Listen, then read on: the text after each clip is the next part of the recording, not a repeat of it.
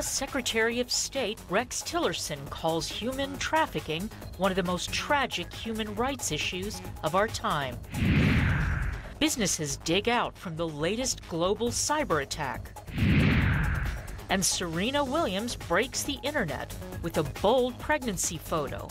Africa 54 starts right now. Good evening and welcome. I'm Vincent McCorry. This is Africa 54. The U.S. State Department has released its annual report on human trafficking, listing 23 countries as the world's worst offenders, including China, which was downgraded to the same category as North Korea and Syria. VOA State Department correspondent Nike Ching reports. Human trafficking is modern slavery, a multi-billion-dollar criminal industry that denies the freedom of estimated 20 million people around the globe, according to U.S. officials.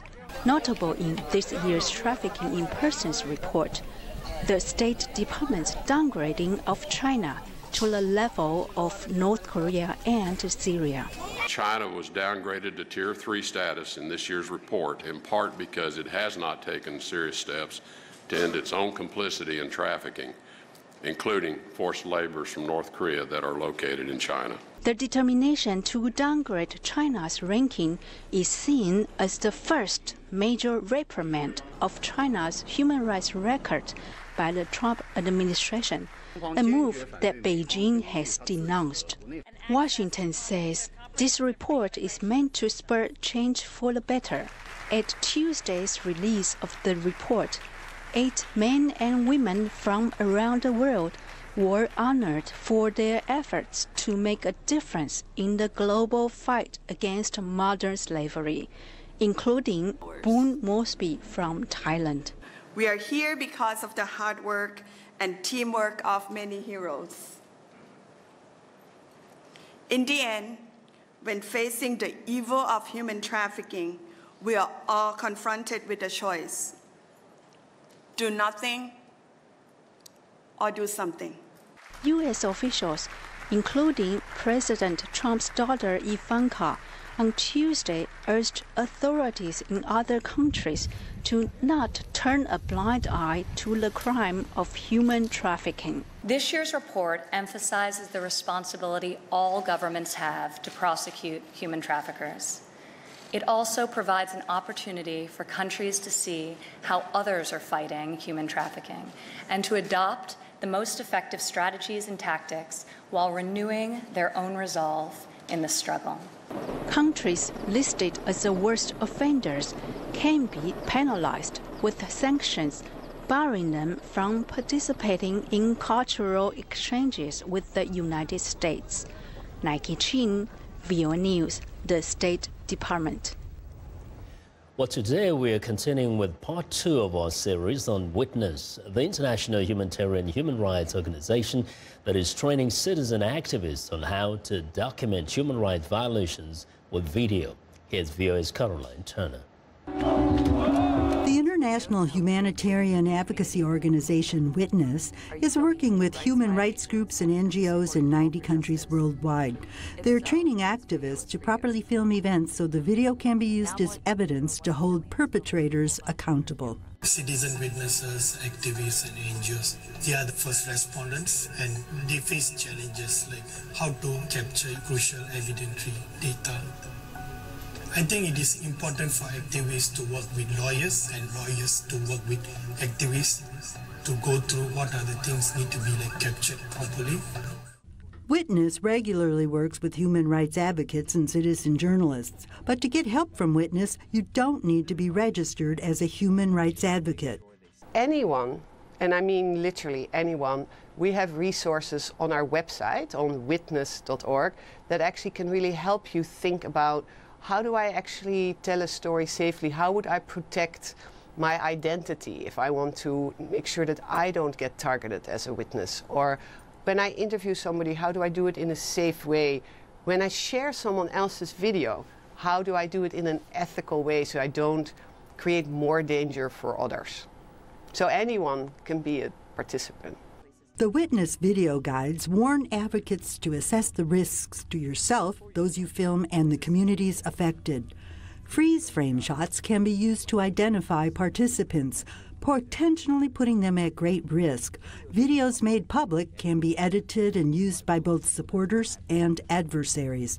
To protect your subject's identity, film out of focus or from behind. Witness's work has been extraordinarily effective. It's helped put a Congolese warlord behind bars, changed laws that protect land rights for indigenous peoples, preserve evidence of war crimes in Syria.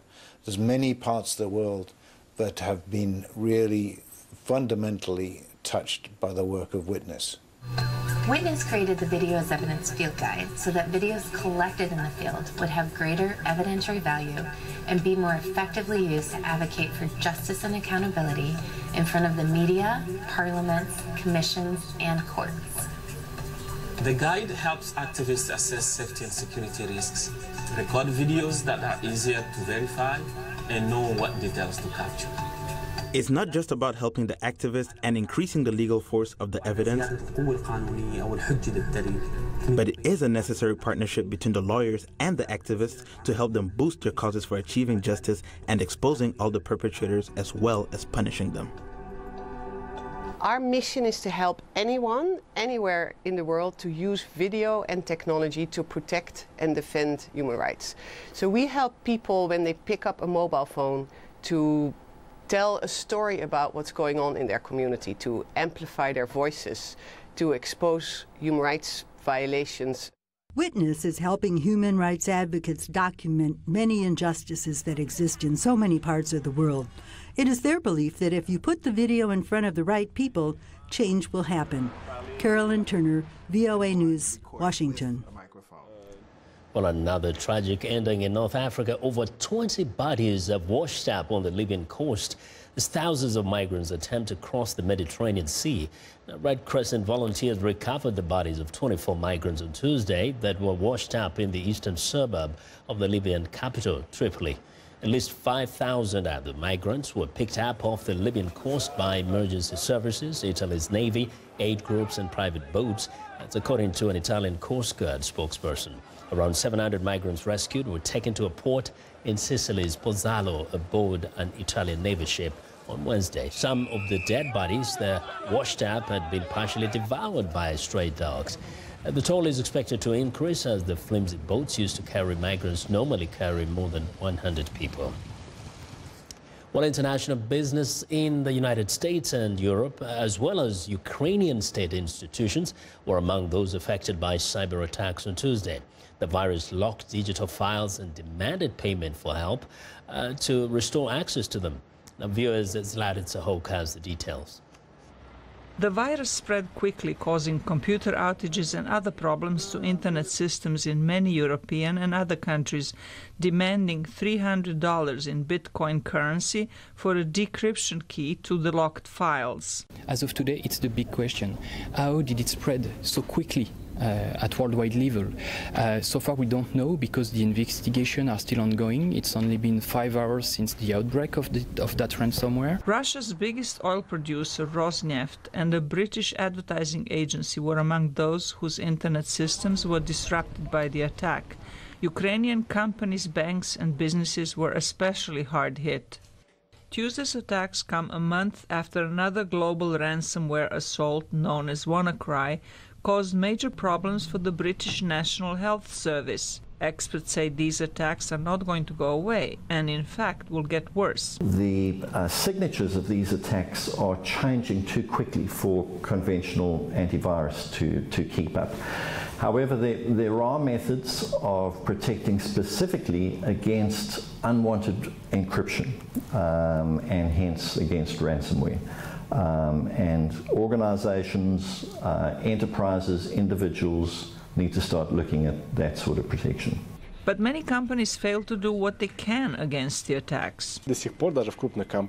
So far, even in big companies, email filters are not set sufficiently. Attachments that are sent to a company are not checked adequately. And if your company has not yet suffered an attack, it makes sense to set these filters right away. A British official said Tuesday individuals also should take more precaution. It is not a surprise that such an attack would take place, nor is it surprising that there would be some weaknesses because people don't take basic precautions in having a complex enough password for their computer systems. If attacked, experts say, do not pay ransom because this will only encourage the criminal gangs that reap lucrative rewards from such attacks. Zlatica Hoke, VOA News, Washington. Now, despite recent terrorist attacks on the British cities of Manchester and London, U.S. congressional leaders are looking to learn lessons learned in Europe to combat the growing threat of extremism in the West. VOA's congressional reporter Catherine Gibson has more on the tough questions Capitol Hill will have to answer as they consider new approaches to counter-terrorism. The threat is insistent and ever-evolving. As the debate over President Donald Trump's travel ban heads towards an October decision in the U.S. Supreme Court, lawmakers are focused on border security. Counterterrorism officials told Congress it's a balancing act. I prefer to see more devoted out towards intelligence, law enforcement investigations, and military operations than border security. And as Europe combats a growing threat, the lessons learned are providing a path forward for lawmakers concerned about foreign fighters on U.S. soil. What is Europe doing right that would make sense to do here in the United States? Europe is spending a lot more resources and time on the prevention agenda. They have a lot more programs that are about diversion, that are about interventions before people at early stages of radicalization. And one of the ways the U.S. can learn from Europe, reaching out to communities with the right kind of approach. Our European partners have developed these kind of one-on-one interventions, and it has to not be numbers, it has to be human stories, right? How do you reach the kid before they cross the line? And while it's clear the threat is no longer underestimated, the good news is that the Paris attacks acted as a catalyst for the West. ISIS is adapting with a social media strategy that goes beyond borders. ISIS has systematically employed what we call ISIS virtual entrepreneurs, who use social media to connect people in the West. These are individuals in Raqqa, about 6 to 8 English language folks that are reaching out to Americans and Europeans. And it has many U.S. lawmakers wondering if they should follow Europe's lead. We have foreign terrorists using American companies to recruit, to raise money, to spread propaganda, and to teach other terrorists how to make bombs. The Europeans are talking about trying to rein in social media. But here in the U.S., that move, like the travel ban, will trigger a much bigger debate about the costs of freedom and security. Catherine Gibson, VOA News, Capitol Hill.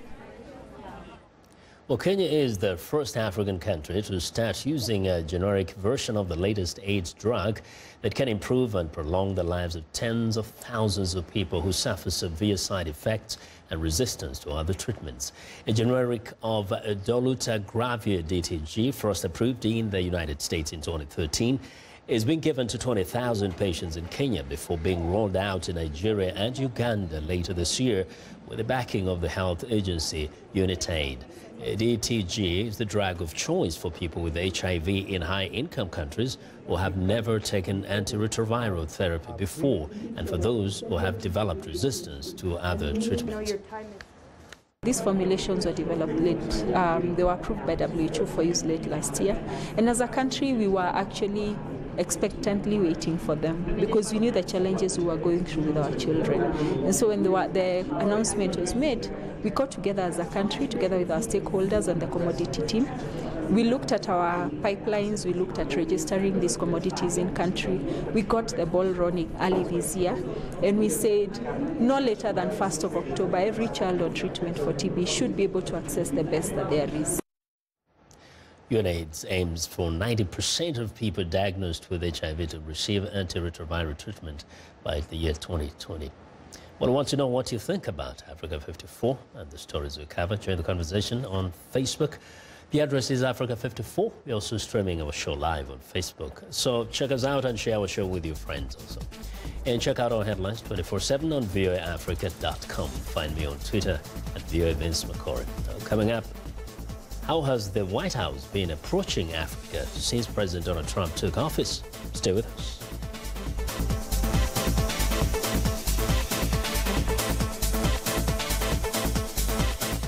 I am Sheka Sali, host and senior editor of VOA's international call-in talk show, Straight Talk Africa. Today, we'll examine the tobacco industry. We pretty much touch on anything that you can think of. Politics, health issues, human rights issues, you name it, we talk about it. The issues that we discuss are pertinent to most people on the African continent. A very, very rare and unique opportunity to interact with their leaders.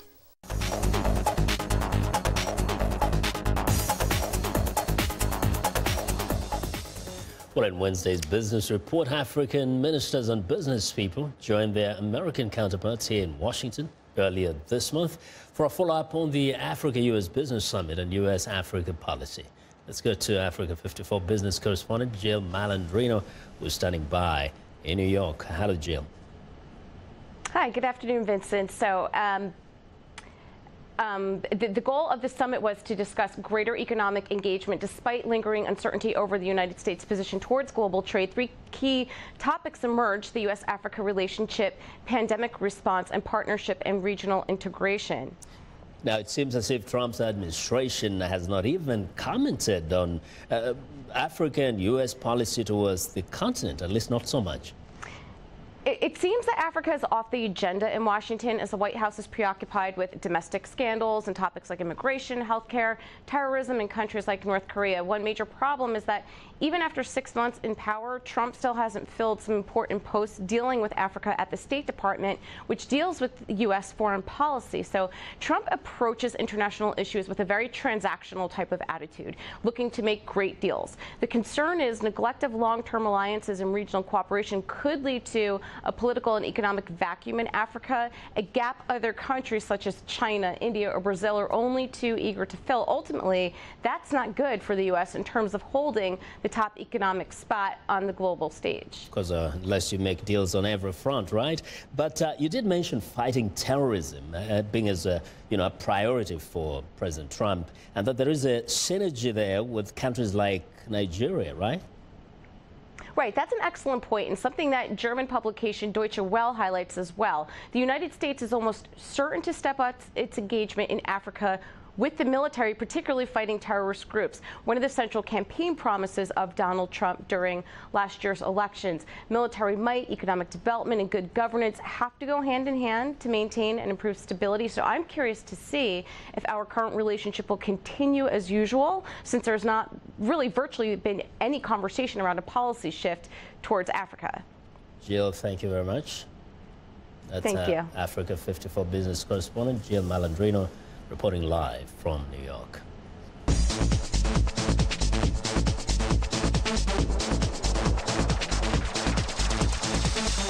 Well, conflict in East and Central Africa have left communities devastated. Most of the conflict areas are both inaccessible and wrought with danger. Among organizations that are trying to help to alleviate the conditions of the displaced populations is Finchurch Aid, an international development NGO and Finland's provider of humanitarian aid, specializing in access to quality education, livelihoods, and sustainable peace. To tell us more about it, I'm joined by Mohammed Al-Sanusi, who's the director of the Network for Religious and Traditional Peacemakers. Mr. Al-Sanusi, welcome to Africa 54. Thank you so much, Vince, for having me. Just to make it clear, you are part of the Finchurch Aid. Yes, we're part of the Finchurch Aid. Finchurch Aid is the mother organization, and it is the largest development agency in Finland. We actually, Vince, this year, we are celebrating our 70th anniversary. So 7 decades of services providing right to quality education, right to livelihood, and right to peace. And particularly we're focusing actually in Africa. Yeah. Now, in Africa, I know that, you say you access some of the most inaccessible places, sometimes extremely dangerous places. Absolutely. Can you give us examples of where your programs can be found? Absolutely. So I will give you really a practical example. So we're functioning right now in Central African Republic. And we have offices in Kenya, we're in Somalia, and also we're in South Sudan. But in Central African Republic in particular, we have been working there for a number of years, but our work has increased, particularly after the crisis. As we know, Central African Republic went through a difficult time almost now 4 years ago. But our office there is functioning. We provide quality educations. Since the crisis stopped, until today, we opened almost 200 schools for young children in Central African Republic.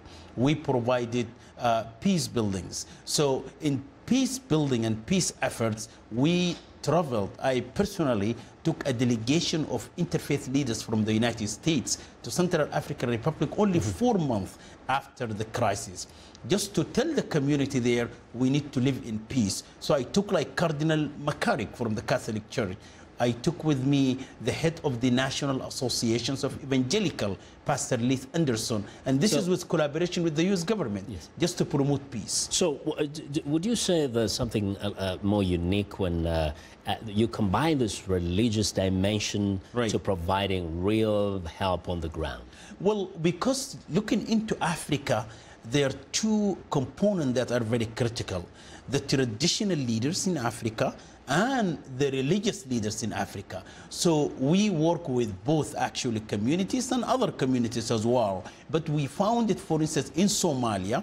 Our engagement in Somalia started in 2007. Today, we are 10 decades in the country. We gained the trust of the communities, clans, traditional leaders, religious leaders, government, and all of that. But through our work since 2007, engaging traditional leaders, increasing their capacity, Finchurch Aid, in collaboration with the Minister of Foreign Affairs of Finland, were able to help the clans to organize themselves and to elect a parliament that able to elect the president of the country, and now the second president after, after 5 years, and now that provided actually, to some extent, political stability in the country. So we think the religious leaders are critical. Big contribution there, but in some place you've actually mentioned that Finchurch Aid is perhaps the only one in certain places, like in the Central African Republic. How is that so? I mean, I would think there would be other organizations in some of those areas. Of course, there are other organizations, the Catholic Relief Services in Central African Republic,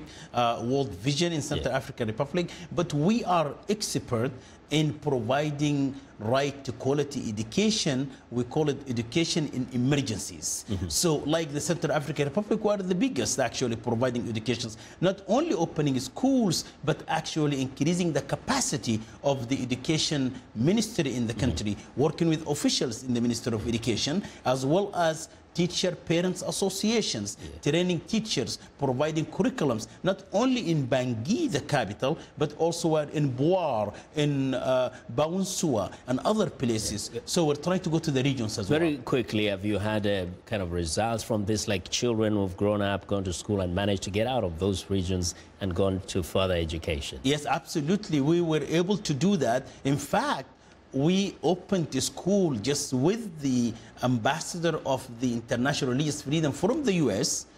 Last November, as well as the Finchurch Aid leadership from Finland. We opened a mixed school to bring together Christian and Muslims in PK5, the most dangerous place in Bangui. These students now, they are studying there, and our schools actually in the country also graduating schools to go to the further educations as well. It looks like you're doing a lot of work. What are some of the some of the challenges you face? Of course, there are some challenges. Of course, we're facing in the country, like in South Sudan, for instance. After the crisis, we're facing challenges, but we are moving forward to help communities there. Thank you. We hope you continue doing that kind of work with success. Thanks a lot for joining us today. That's Mohammed Al-Sanusi, Director of the Network for Religious and Traditional Peacemakers. Well, it's time now for a short break. Still to come on Africa 54. Love, Set, and Much for Serena Williams. We'll be right back.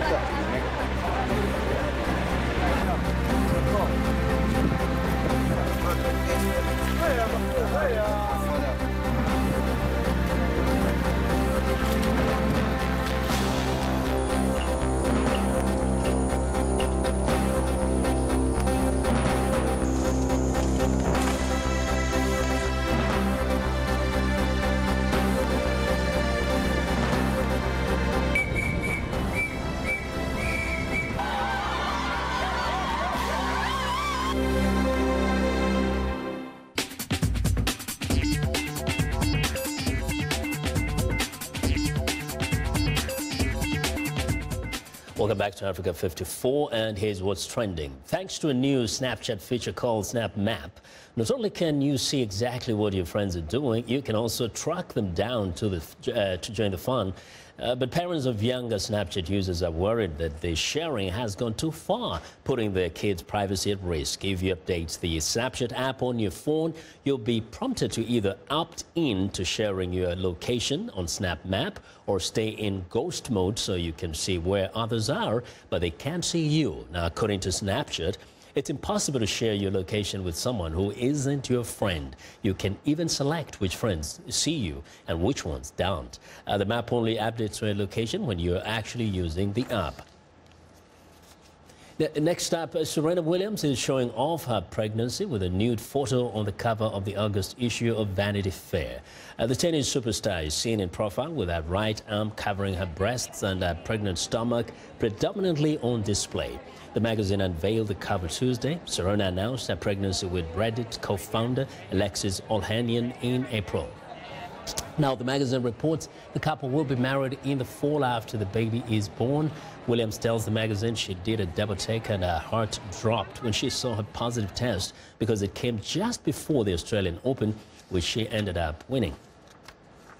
Well, and finally, a distribution and storage management company in Japan, where the population is aging faster than any other country in the world, is introducing a robotic harness called a Power Assist Suit to support their older employees. Over half of the nearly 100 employees working at the distribution center are in their 40s and 50s, and their jobs require them to push and lift large, heavy boxes. The suit looks similar to a harness and is designed to specifically support the lower back by keeping it aligned and taking a lot of the weight off. Once the user switches it on, it automatically changes modes along with their movements to provide the best protection. And that is what is trending. I need that one. And that's our show for today. Be sure to watch Africa 54 on our website at viewafrica.com. For more news, tune in to Viewers Evening Radio Show Africa News tonight at 1800 UTC and in the mornings to Daybreak Africa between 0300 and 0600 UTC Monday through Friday. Thanks for watching. From all of us in Washington, have a good night.